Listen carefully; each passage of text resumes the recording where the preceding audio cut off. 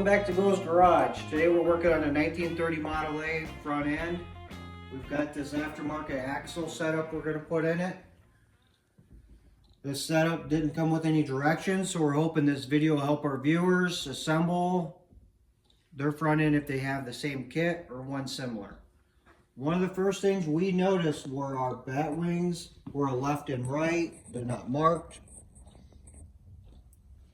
You'll want them to run perpendicular. If you were to swap them, it'll lean inward too much. So hopefully that helps you first. The second thing, it did have two washers. We put the two washers under here to bring this nut out more so it could tighten. If not, the socket will just strip that out. Then when we assembled this so far, we've greased all our bushings and all our parts. It will be coming back apart again later for repaint. When it gets repainted and assembled, we'll run a little grease and lube between the springs here to help with any squeal or squeak for road noise. It'll get a dampener. I had to buy this separate. That's what the original Model A is what I had. That'd be a dampener up top. Our next video will be highlighting how to install the kingpins and the brake setup, as well as the hubs and the springs that will go into the frame. So follow along that. This is our boxed in Model A frame. We bought it pre-wadded this far. We'll be putting in a 302 Ford engine. So we'll try and help you with the measurements in the setup or mock-up with motor mounts and cross member. It's a lot of information out there. I know I'm not finding as well. Seems everybody wants to run Chevys in them. We want to go all forward, or as much forward on them as we can. We're just starting to place the front axle under the Model A. Wanted to show you there's a hole there for the spring to line up for the front end. Just want to show you the bracket mount, the direction it's going to go up inside the frame. Ethan's going to show you that now.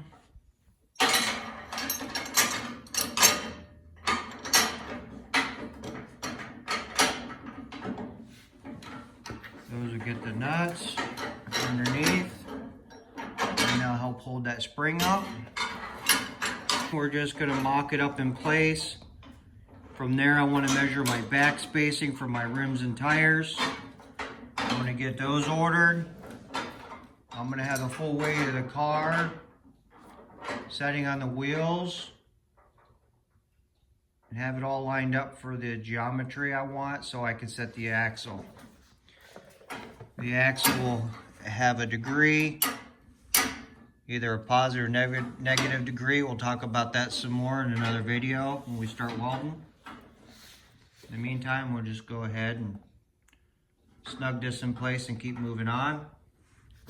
And we'll follow up with the kingpins and the spindles next. The front axle setup with the shock perch mounts, the springs and the mounts. Then we've put the axle and the springs up into the frame. We want it to take you around now. Show you we've mocked up the shocks. They're just sitting there in place with the brackets to weld on.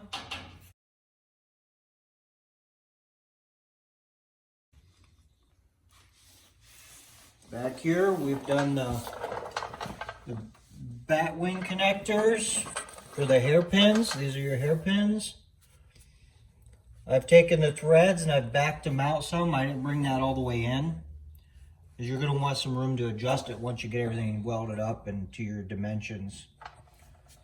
You bring it all the way in, you only have to be able to adjust it outward and not inward. Then we just have another frame mount to the back here, and that'll go up on the frame here and get welded. Next we'll be installing the kingpins. and the hubs. To do that, we're going to have to press in some bearings and use a bearing tool reamer. We'll show you that process along the way. If you watched our old video of the Model A when we first got it and it had the original 4-cylinder, we redid a front end on an original Model A, so you can look back to there and see what we've done to ream the bearings out. We're getting ready to do this kingpin setup. I want to show you, we've greased everything, the washers, the pin, the kingpin. There's a bearing here. We've packed that really solid with grease. This happens to be a shim. We've checked to make sure our kingpin fits our bushings correctly. Everything looks really good. So, it goes together pretty easy. You have a notch here. This notch, you're going to want to face it towards that hole right here going straight down. I'm going to show you why in a minute.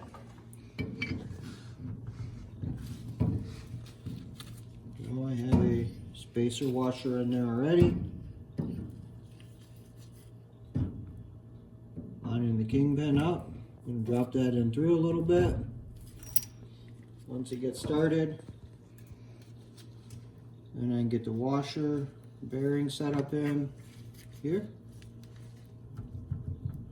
I'm wiggling and I can feel a little bit of play in there, so it means I probably want to do another spacer.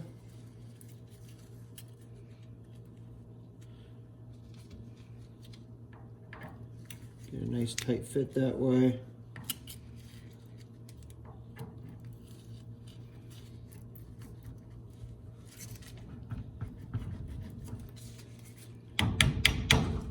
Okay. Start tapping that pin down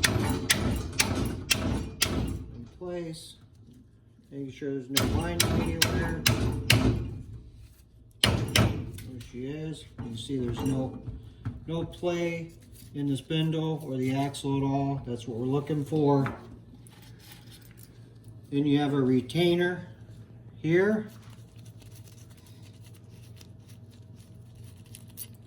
That retainer is going to go in that groove to the kingpin. If we're lined up correctly, you should be able to see that. Has a taper, so as you tighten it, it'll lock that in tighter. Let's set that in place. Give it a few taps. Do a nut and a bolt on there. You can drive that in more and then tighten it up if it's your final assembly. We're going to be taking that back apart, as I've said in our other videos, for paint and body work. So we're just wanting to get everything snug so it's a good start for us to get things welded and our alignments done and figure out the axle degree.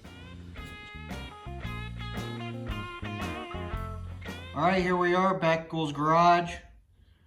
We just finished putting in the kingpins and the spindles, as you can see.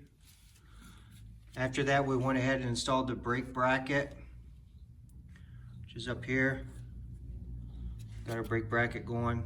Show you the back side of it, what it looks like. It's going together pretty well.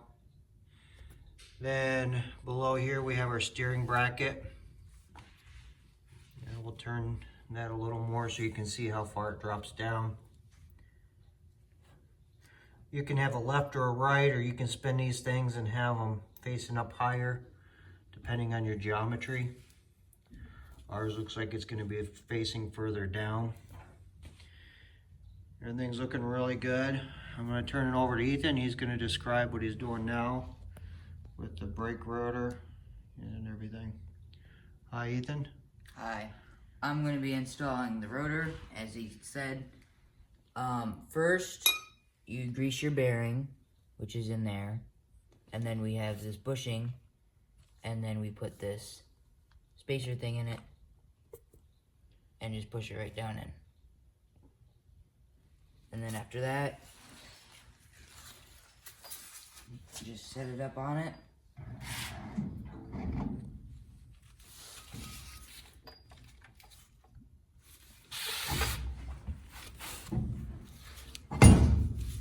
so. Take your bearing, like this.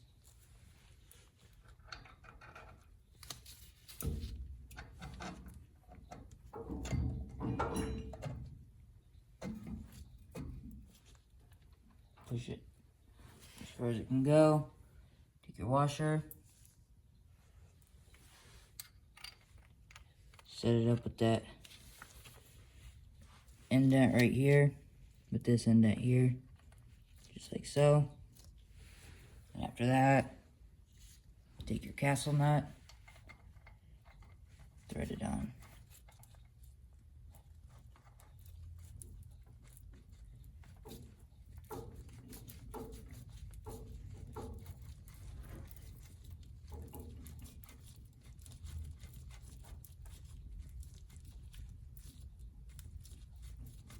And from there, take your socket and tighten it up. So that's your one disc brake rotor installed. Looks good, Ethan. Thank you for walking us through that. We will do adjustments later on the hubs. You don't want to over tighten the hubs, of course. We want to remind our viewers that over tightening the bearings won't work right. You have wheel drag. We'll show you how that adjustment goes in future videos. We're getting ready to do our steering arms next. Connect those. We're real happy with how it's turning out. Thank you again, Ethan. Yep. We appreciate you a lot here at Ghouls Garage. Your go-to player here. Yep. All right, viewers, you want to see more of Ethan, more of our videos, be sure to like us. Follow us on Ghouls Garage, 419 or Ghouls Garage. Thank you again. Have a great day.